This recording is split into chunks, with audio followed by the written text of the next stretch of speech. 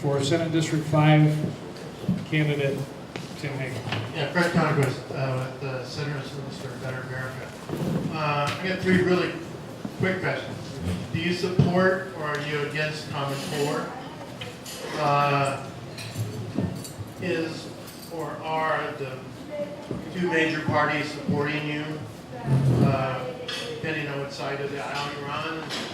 And the third quick one is, would you support a single-payer healthcare system for Nevada?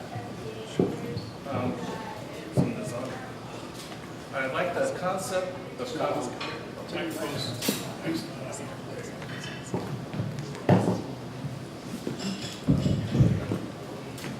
Some of the concept of Common Core does sound good as far as having the states work together on understand what level different students should be at different grade levels, but it sounds like what's been implemented has been terrible.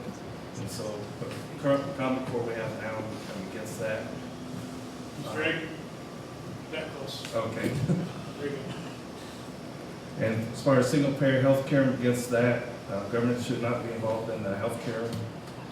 That should be the private insurance companies. And so what was the second question? Party. Oh, yeah, I'm with a candidate as a libertarian candidate for the state senate, and I have not talked to either Republicans or Democrats. How about libertarians? Are they supporting you? Oh, yes. Yeah, we had our convention. I got selected as the candidate.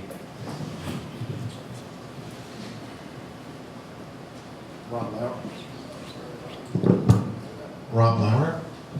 So how do you feel about transgender or males who are not transgender but in schools using female bathrooms? Talking about in government schools or private schools? As far as private schools, they should Well, there's be legislation last session allowing transgender or guys, boys who think they're women to use female bathrooms, girls' bathrooms, locker rooms, showers.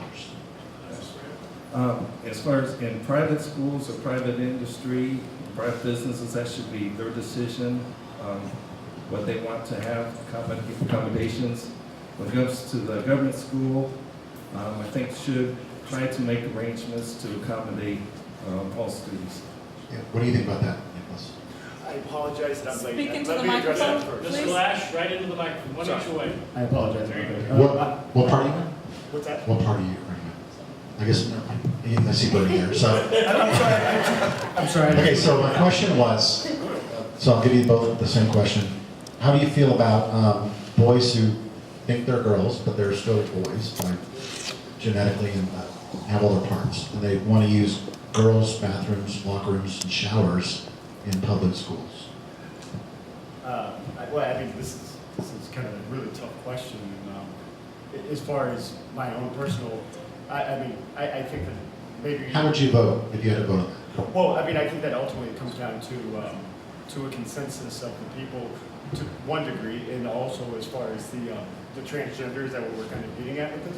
Is that what you're saying? Like, or just that associate with, like that's the way that they feel. I guess I'm asking for more clarification on the So question. the law that was proposed last session Okay. was that if you're a boy Right. and you feel like a girl, and you're in public school, you can use the girls' shower, locker room, and restrooms. I feel like that being done like that could actually open up too many other areas that would, I mean, I have $3. And so therefore, we know that there's people that aren't necessarily going to be that way, that are going to use that as a way to have their own, I mean, we have. How would you vote for that bill? I would have to have clarification on the bill to actually. Well, I just gave you clarification. How would you So vote? that's exactly how I would have to say, on that particular point, no. And I mean, I'm sorry, but I would also offer my own, you know what I mean, adjustments to it. So, and you arrived a little bit late, so let me make clear that the format is the questioner gets 30 seconds to question without follow-up, and the candidates each have one 60-second period in which to respond. Okay? Once again, I Understood. apologize.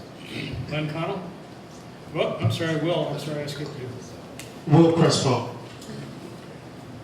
I asked this of the other interviewee, and he somewhat tried to answer, but he didn't. So I'm going to ask you, well, the two of you.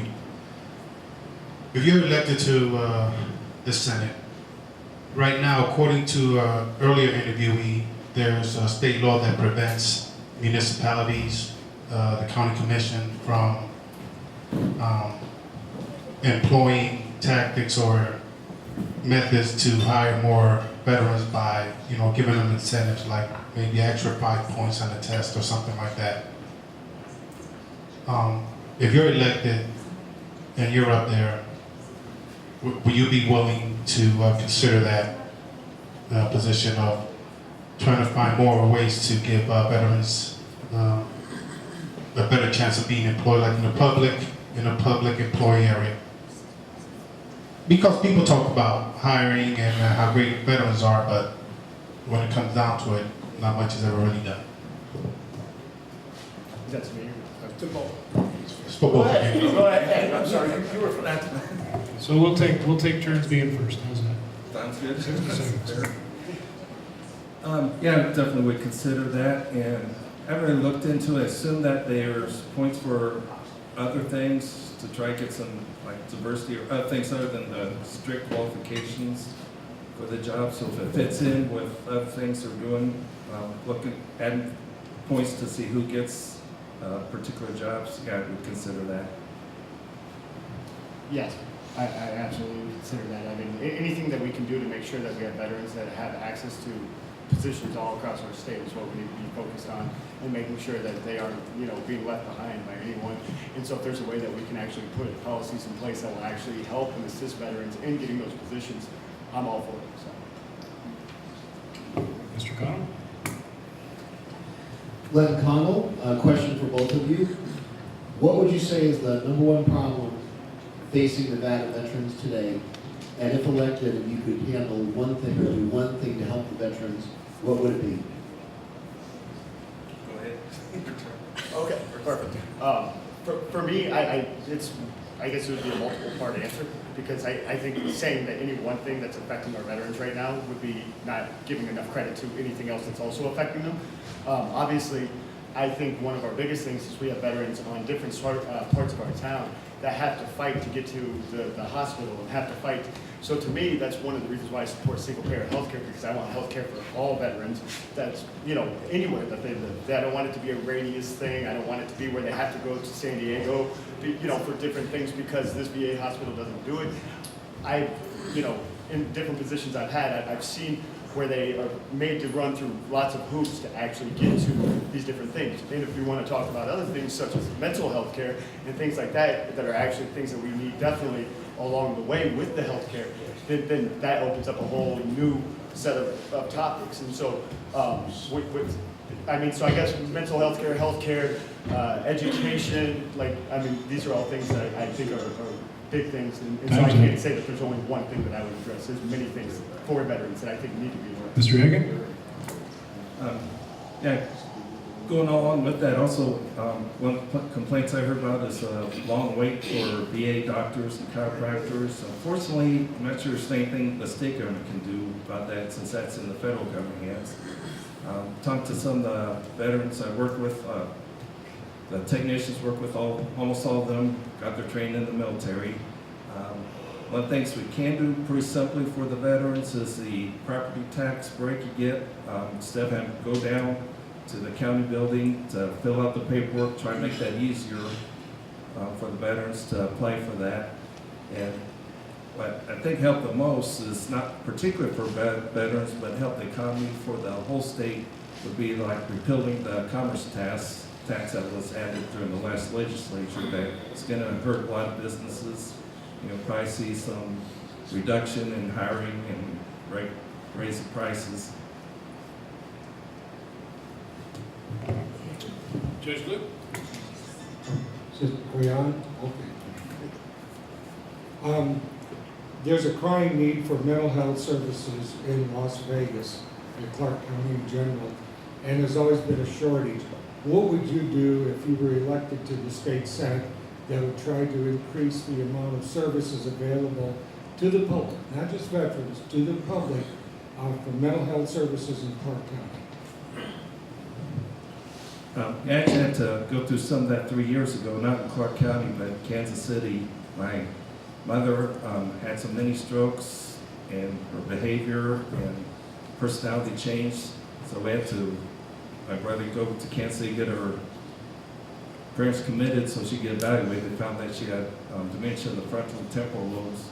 And problems trying to find a place to put her in. First place we put her in was Alzheimer's Place, and she ended up getting kicked out of there after she broke a lamp and threatened to break a window to get out, just from the type of dementia she had. I think where it can help is try to streamline and make any applications for mental health facilities, reduction of any fees, and any reasonable, and there's some necessary government regulations have to go like that, but any unnecessary red tape or regulations that they have to go through, try and reduce those to try to get the facilities that we need. Thank you. Mr. Lash? Our healthcare, mental health care, especially here in Nevada and in Las Vegas, is deplorable.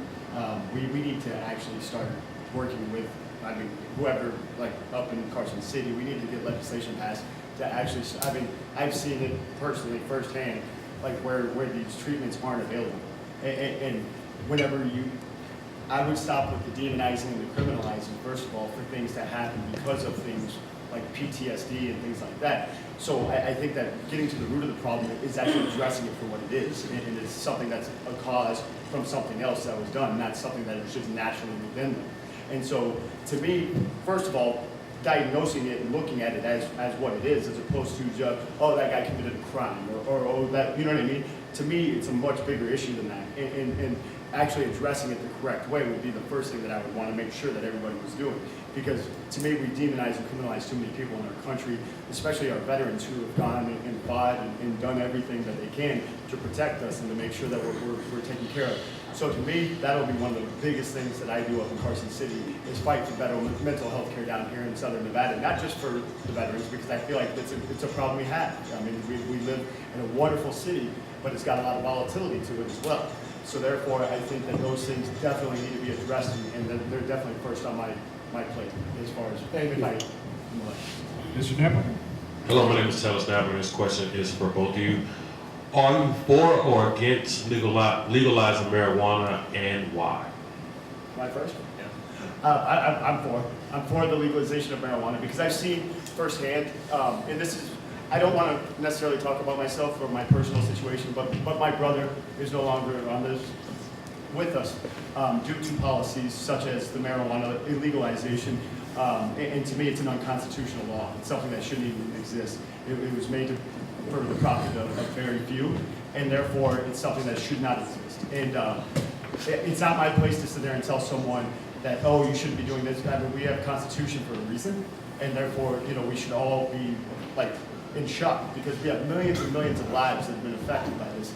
And therefore, I mean, without a doubt, I'm 100% for the legalization and yeah, absolutely, and taxation and the progression. And yeah, I don't know how else. Yes, I'm very much. And it's not. Yeah. So, sorry. Go ahead. I'm also for legalizing marijuana. See a lot of similarities with what we have now, prohibition, the alcohol prohibition of the 20s. You have the gangs. First control marijuana instead of having to be regulating tax, and rather see our justice system, resources. I've been working on someone who's off smoking pot by themselves, and I've heard anybody but going after the violent criminals. Thank you. Brings us around to the side of the table. Hi, I'm Tim Pitar. So, as a millennial voter, I gotta ask this question because it's the only chance I get to do it. Mr. Lash, I had so much fun on your website, I gotta tell you. I started researching you, and it was just a treasure trove for me. So, I'm sorry. That's what I did this morning. I was just fascinated. So here's my question, because my generation gets this question a lot, so I want to ask you the same question. I would like you to tell me the difference between democratic socialism and, let me read it verbatim.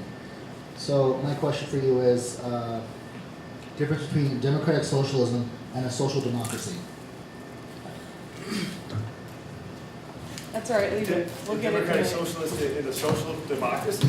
I'm asking you to, if you can give me the difference between a democratic socialist and a social democracy, because there are different things and I have definition right here. Well, you know what, I would actually probably have to look up the social democracy. I spend a lot of my time actually trying to study. To me, I think we put a lot into these labels of what we actually, this, and I think that we do that because of indoctrination from like, hey, this is a Democrat, hey, this is a Republican, hey, you're either this or you're that, or, oh, you're not even a part of that, so you're this. So for me, democratic socialism is I mean, not just me, actually, by definition, it's when you have the social aspects are taken care of, but in unison with the government. You still are working within capitalism, you're still working to regulate capitalism, but it's regulated more by the people and by the people's decisions as opposed to the corporations' decisions, or the government being influenced by the corporations and then making those decisions based on their own opinions. My question is, do you believe it is the government's job to create jobs? And if you do believe that, how can you ensure the citizens that this will be done in an ethical manner? Let me give you an example. There may or may not be contributions made to county commissioners from Las Vegas Paving, and Las Vegas Paving then receives the contracts in order to build our roads, and that's kind of, in my opinion, a conflict of interest. I understand that's the world we live in, but so do you believe it's the government's job to make jobs, and if so, how would you ensure transparency? That's me or to him? To both. All right, I'll let you go first. All right. No, it's a private industry's job to make jobs. Government doesn't create jobs. They usually kind of would put in policies to get rid of jobs like they did with the solar industry. I believe that it's the government. I want them to be able to choose for themselves, just like I'm able to choose for myself anything that I would like. So I'm unequivocally for all women's rights and their choices in those rights. And I don't think the government should interfere with the women's right to choose. I also think it's wrong for them to take tax money from the pro-life people and use that for abortion, so I'd be pro-choice, but defund the Planned Parenthood. And Cindy Lake? Thanks for being here, guys. Since 1990, we've been fluoridating water, and this question comes from one of my homeschool civic students, so who's here today. So we've been fluoridating water here in Clark County, and the FDA has just recently declared that fluoride is a neurotoxin. If you're elected, would you please bring legislation to get fluoride out of our water? I'm sorry, what is your position on fluoride? Thank you. Actually, I do use fluoride toothpaste and mouthwash. I know it's something you may disagree on, Cindy. But a lot of people are going more with the bottled water, and I kind of wonder, is it still cost, even if it is good for the teeth, is it still cost effective with less water being drunk and more going to take care of landscape and other things? It sounds like a good thing that the water district should consult with doctors and look at the FDA's, I believe. What they actually said, probably, I say it's a good time, probably get rid of the fluoride and see what the, also dentists. So you're saying get rid of it? Yeah. Thank you. Yeah, I mean, if it's a neurotoxin, I mean, we all know that neurotoxins aren't any good. I mean, just look at Flint, Michigan right now. We're all the next Flint. And so not just fluoride, we need to be checking to make sure that we are poisoning 7,000 kids. We have a duty to our people here. I mean, everybody, not just the people in the nice neighborhoods, not just the people over here. We have, older homes. We have things that we definitely need to be aware of. And just because we haven't heard about it doesn't mean it doesn't exist. So yes, on the getting rid of fluoride, any legislation, I'd be more than happy to work with whatever groups to get that presented and fight for it as much as anybody. I mean, actually more. So yeah. Hey guys, I'm Scott LaFata, Conservatives for Energy Freedom. I've locked horns with the Public Utility Commission here several times. Tim, we'll start with you. If you're elected, are you willing to introduce legislation to elect the Public Utility Commission and have them as elected members versus today they are appointed? That's something definitely would consider. Haven't thought about that too much because a lot of the voters, they'll look at the down ticket. The candidates usually look at like president, senate, Congress, governor, and usually below that, a lot of the judges, a lot don't read up that. Yeah, what the Public Utility Commission did this year to basically, I mean, here in Nevada, we have like the highest solar density, and they made a ruling that just stopped the solar industry. So I think we need to look into that, and also need to look in legislation to reverse what the PUC did. Okay, thank you. And Nicholas, your position on that? So that's an appointed position right now? Correct.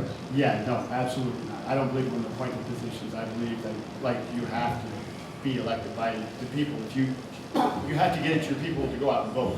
You have to communicate. You have to, I mean, there's so many different ways that we can reach our people nowadays. There's no excuse to have appointments and things like that. From my opinion, for such a high position that has such influence over our city, I absolutely would not agree with an appointment of that position. Thank you. Next. Thank you both for coming this afternoon. My question is specifically about Veterans Court. Veterans Court is now, it is actually law in the state of Nevada that if you are a veteran, you are eligible to be sent directly to Veterans Court. However, the district attorney is pushing to have, when a veteran gets in, either it's DUI or drug regulated, the veteran is actually going to be sent to drug court or DUI court, not directly to Veterans Court. If elected, what would you guys do to clear up the language in the NRS statute to make sure that if you are a veteran, you in fact will go straight to Veterans Court, not be pushed into the DUI court or the drug alternative sentencing? All right.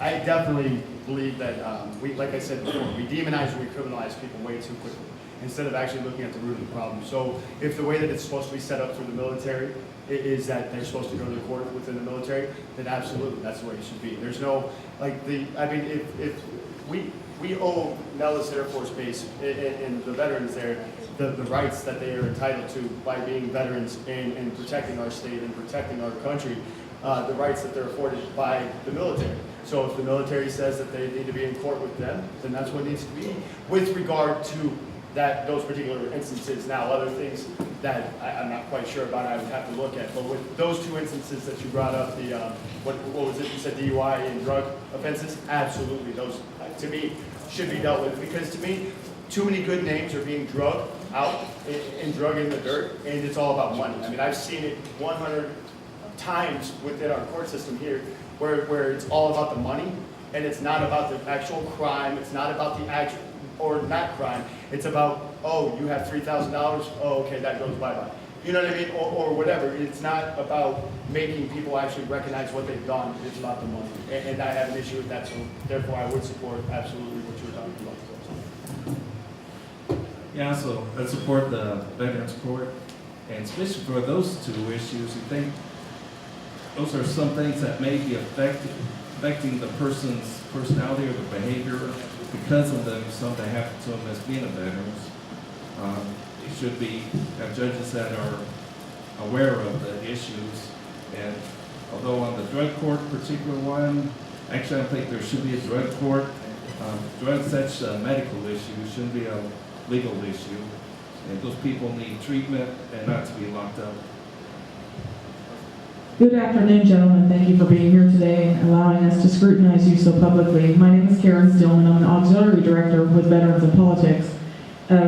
Issue came up recently, well, not recently actually, it's been a problem with states for a long time, and that is the federal government controlling land in states. Right here in Nevada, we have an issue with the Bundy family, who I'm sure you've heard of. The Sheehan family you may or may not have heard of, and the Western Shoshone Indian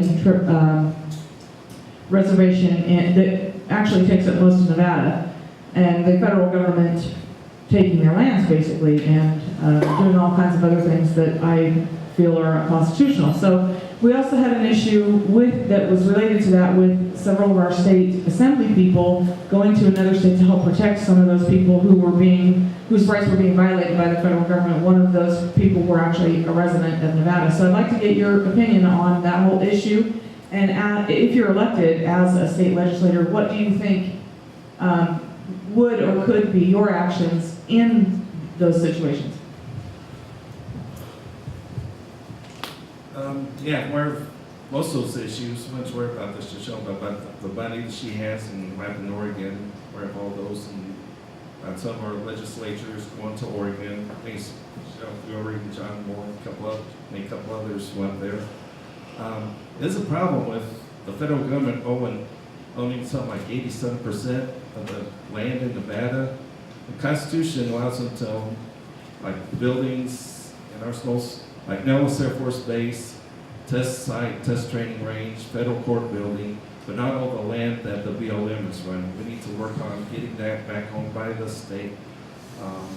And then the ranchers using that land, looking at, they sell them that land to them, so it's not a public land, it's that they actually have control over it, someone can't, government official can't come in and drive them away. So I actually 100% agree that like we definitely shouldn't have the government, like, or the federal government owning our land. You know, people don't even look at the instance that actually happened before, the whole Bundy instance. It was like the weekend before. It was a young gentleman from California up by Red Rock. That and that's what actually unfortunately his death prevented anything because of the because they had just taken, that was literally the weekend before. And we can get into the other parts that, like there was no criminality found within what they did, but the only person that unloaded on the guy was a BLM officer. Oh, you're right. You're right. And so that was actually the weekend right before that actual instance. And so from my standpoint, we need to definitely get these things under control. We need to make sure that people have their rights, definitely as Nevadans, but obviously all Americans should have their rights. And the government, or federal government for that matter, having such big control of our lands, I think is what the problem is. I mean, you look at California right now, and Nestle was able to buy up water rights to the tune of 25 million gallons or whatever for $500. So they're having a water crisis, and yet they can't even do anything about it because the government sold them those rights for $500. I want to end these kinds of things. These things don't need to be around. These are things that only serve a few while hurting many. Thank you very much. A round of applause, please, for